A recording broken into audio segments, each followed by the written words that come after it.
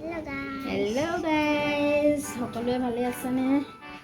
ঈশ্বৰৰ কৃপাত সকলোৱে ভালে আছে যেন পাওঁ। আজি পোনপ্ৰথমবাৰৰ বাবে মই ব্লগ বনাবলৈ লৈছোঁ।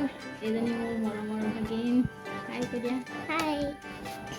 আৰু দেখিছোঁ সকলোৱে ব্লগ বনাই, সকলোকে মৰমেৰে আঁকোৱালি লয় আৰু আমাক এনেদৰে মৰম আৰু আশীৰ্বাদ কৰে যেন। মই নহয়, মোৰ লগত বাও আছে। এতিয়া বাৰ ওচৰলৈ যাম, কমে 20-15 মিনিট লাগিব আৰু তাৰপিছত সকলোকে আকৌ দেখাই আছোঁ দেই। বাই। হেল্ল' গাইজ, ফাইনেলি বাহঁতৰ ৰুম পাই গ'লোহি। মই কৈছিলোঁ নহয় বাহঁতৰ ৰুমৰ পৰা দেখাই আহিম বুলি। এয়া বাহঁতৰ ৰুমলৈ সোমাই গৈ আছোঁ।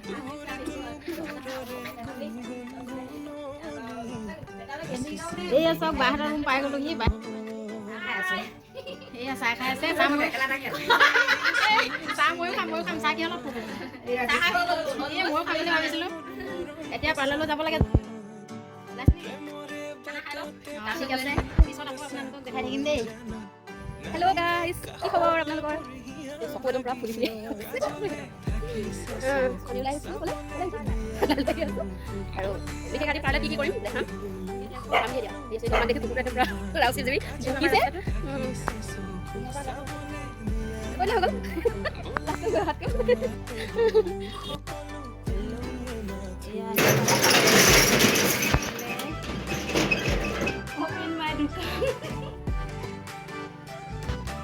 এতিয়া বায়ে ভগৱানৰ নাম লৈ ওলাই গৈছে